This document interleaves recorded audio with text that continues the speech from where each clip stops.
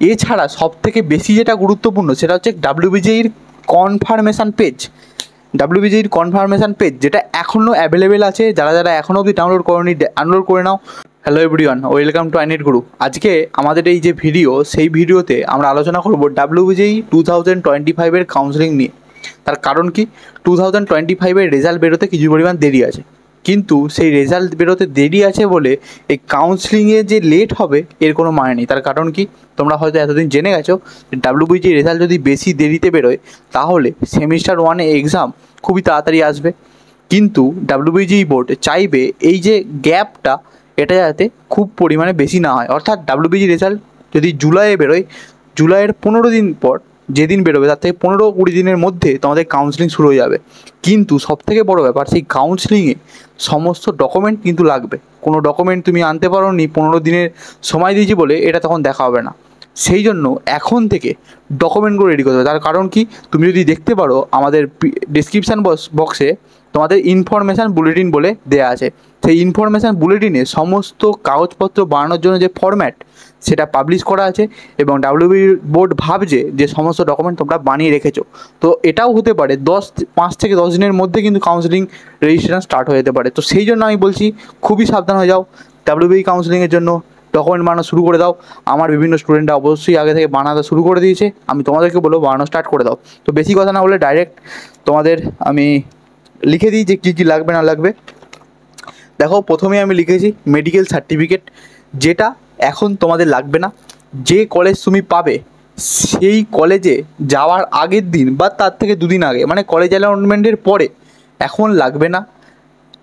ডাব্লিউবিজেইর কাউন্সেলিংয়ের পরে first round হওয়ার পরে যে কলেজ তুমি পাবে সেই কলেজে যাওয়ার একদিন আগে তুমি কোনো একটা এমবিবিএস ডক্টরের কাছে যাবে, গিয়ে তোমার একটা পারফর্মা থাকে, সেই পারফর্মাটা দেবে, দিয়ে তুমি সাইন করিয়ে নেবে এবং সেইটা নিয়ে তুমি কলেজে যাবে।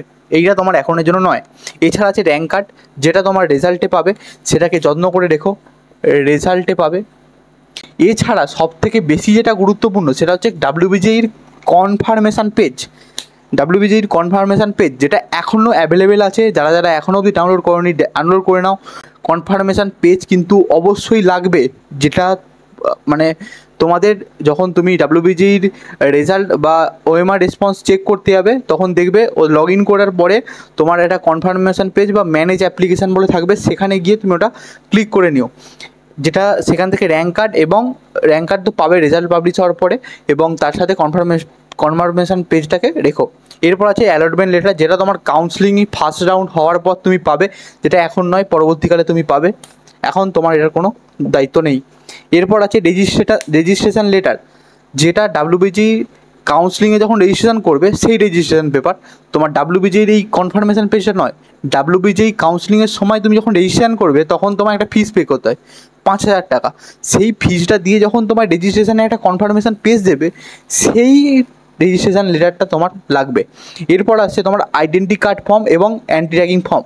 অর্থাৎ এইটাও আইডেন্টি কার্ড ফর্ম এবং অ্যান্টি র্যাগিং ফর্ম তুমি যে কলেজ পাবে সেই কলেজের হয়। অর্থাৎ আইডেন্টি কার্ড ফর্ম তোমার এখন ফিল করার প্রয়োজন নেই, রেজিস্ট্রেশন লেটার তোমার এখন লাগবে না। অ্যান্টি র্যাগিং ফর্ম দুটো হয়, একটা ডাব্লিউবিজেই বোর্ডের থেকে, একটা কলেজ থেকে। দুটোই কলেজ যাওয়ার আগে বানাবে, কারণ এখানে কোনো বড় বড় অফিসারদের সই লাগে না, তোমার একটা সই লাগে, জাস্ট প্রিন্ট আউট বার করবে অ্যান্ড সাইন করবে। এরপর আসছে গুগল ফর্ম, যেটাও কলেজে যখন ভর্তি হবে তখন তোমাদের লাগবে, এখন তোমাদের কোনো গুগল ফর্ম লাগবে না। গুগল ফর্মটা ফিল আপ না করলে কলেজে ভর্তি হতে পারবে না। যখনই কলেজ অ্যালটমেন্ট হয়ে যাবে, কলেজের ওয়েবসাইটে গিয়ে দেখবে তোমাদের গুগল ফর্ম দিয়ে দিয়েছে, কিংবা কলেজের ওই গুগল ফর্মে তুমি ফিল আপ করবে, অথবা কলেজে গিয়ে দেখবে তোমার সিনিয়ররা তোমায় গাইড করছে গুগল ফর্ম ফিল আপ করার জন্য।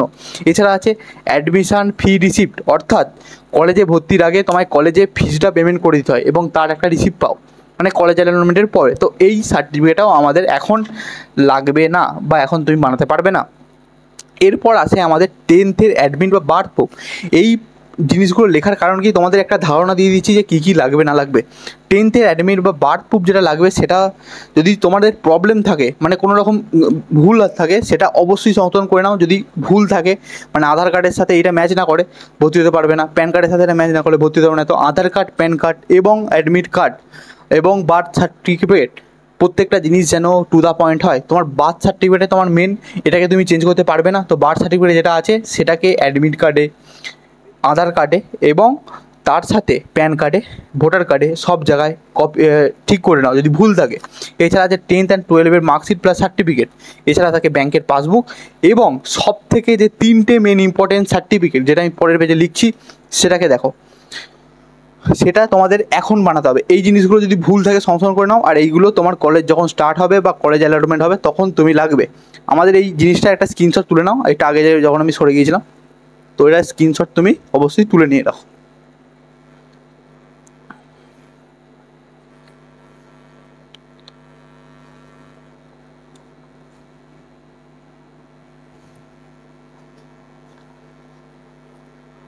যে 3টে সার্টিফিকেট তোমাকে এখন বানাতে হবে সেটা খুবই ইম্পর্টেন্ট। তার কারণ কি বলছি, কারণ এইটার বানানোর সময়টাই মেন। এখানে ডাব্লিউবি কাউন্সিলিং রেজাল্টের পরে 5 কি 10 দিন টাইম দেবে, এর থেকে বেশি দেবে না। যদি জুলাইয়ে বেরোয় বা যদি জুলাইয়ের মধ্যিখানে বেরোয় তাহলে হয়তো 15 দিন দেবে। তো সেই জন্য বলছি কাউন্সিলিংয়ের জন্য এই 3টে ডকুমেন্ট খুব ভালো করে রেডি করো। একটা হচ্ছে TFW সার্টিফিকেট, 2 নম্বর হচ্ছে OBC NCL বা EWS বা SC STদের তো আমাদের যেটা সার্টিফিকেট আছে ওটাই কাজে লাগে। তো এই দুটো সার্টিফিকেট। ওয়েস্ট বেঙ্গল বা বাইরেকার স্টেটে বেশিরভাগ স্টুডেন্টই হয় OBC NCL হয়, নাহলে জেনারেল হয়। এবার যারা জেনারেল হও তারা অবশ্যই EWS সার্টিফিকেটটা বানিয়ে রাখো, আর যদি EWSও না হও তাহলে TFWটা বানিয়ে রাখার চেষ্টা করো। তার কারণ এই সার্টিফিকেটগুলো অনেক কাজ করে, অনেক কাট অফে প্রায় 2-3 হাজার র্যাঙ্কের পার্থক্য করে দেয়। ডাব্লিউবিজির ক্ষেত্রে বলছি, ওবিসি তো ছেড়ে দাও, কিন্তু EWSটা বহুত পার্থক্য করে। আর OBC নিয়ে এখন কেস চলছে, তো এটাও বলে দিচ্ছি কী করতে হবে না করতে হবে নেক্সট ভিডিওতে। তো দেখো এরপর হচ্ছে তোমাদের ডমিসাইল সার্টিফিকেট, যেটা হচ্ছে মাস্ট ইম্পর্টেন্ট। অর্থাৎ তুমি এইগুলো বানাতেও পারো না বানাতে পারো, কিন্তু ডমিসাইল তোমাকে বানাতেই হবে, না হলে তোমার কলেজ অ্যাডমিশন ছেড়ে দাও, তুমি কলেজে কাটা হয়তো পাবেই না। ডাব্লিউবির ক্ষেত্রে খুবই ইম্পর্টেন্ট সাবজেক্ট ডমিসাইল। কী করে বানাতে হবে কী করতে হবে নেক্সট ভিডিওতে বলবো, কিন্তু ডাব্লিউবি কাউন্সিলিংয়ের আগে এই 3টে সার্টিফিকেট অবশ্যই বানিয়ে রাখো। আর সব থেকে বড়ো বিষয়, আমরা তোমাদেরকে ডাব্লিউবিজির ক্ষেত্রে প্রপার পেড কাউন্সিলিং করাবো, অর্থাৎ চয়েস ফিলিং 1-to-1 করাবো। তার জন্য আমাদের ডেসক্রিপশানে থাকা গ্রুপটা, যেটা নর্মাল কাউন্সিলিং গ্রুপ, সেটাতে জয়েন করো, যেখানে তোমাদের বিভিন্ন রকম ডাউট ক্লিয়ার হয়ে যাবে। কিন্তু পার্সোনাল চয়েস ফিলিং অর্থাৎ 1-to-1 চয়েস ফিলিং সেটা তো আর ফ্রিতে দেওয়া সম্ভব নয়, প্রত্যেকটা স্টুডেন্টের ক্ষেত্রে আলাদা হবে। তো সেই কারণে সেই পার্সোনাল কাউন্সিলিংয়ের জন্য 6296739502 এই নাম্বারে তোমরা কন্ট্যাক্ট করো, এবং এখানে আমি তোমাদেরকে বলে দেবো পেড কাউন্সিলিংয়ে কীরকম পে আছে, আর পেড কাউন্সিলিংয়ে তোমরা কীভাবে চয়েস ফিলিং করবে 1-to-1। আর এখন থেকে সিলেক্ট করো, এখন থেকে এটা জয়েন হও। তার কারণ কি, কলেজ মানে রেজাল্ট বেরোনোর পরে কিন্তু টাইম বেশি পাবে না, তখন প্রত্যেকটা কলেজ সম্পর্কে জানতেই পারবে না, যে প্রত্যেকের সঙ্গে কীরকম কাট অফ আছে, প্লেসমেন্ট আছে, এগুলো জানতে পারবে না। তো সেই জন্য বলছি কাউন্সিলিং খুবই ইম্পর্টেন্ট। কেন ইম্পর্টেন্ট অবশ্যই একটা ভিডিও আলাদা বানাবো। আজকে যেহেতু ডকুমেন্ট ভিডিও সেখানে আমি করাচ্ছি না, কিন্তু জয়েন করে নাও আমার এই নাম্বারটাতে। আর আমাদের নর্মাল কাউন্সিলিংয়ের গ্রুপটা তোমার ডিসক্রিপশানে পেয়ে যাবে, সেখানে জয়েন হও।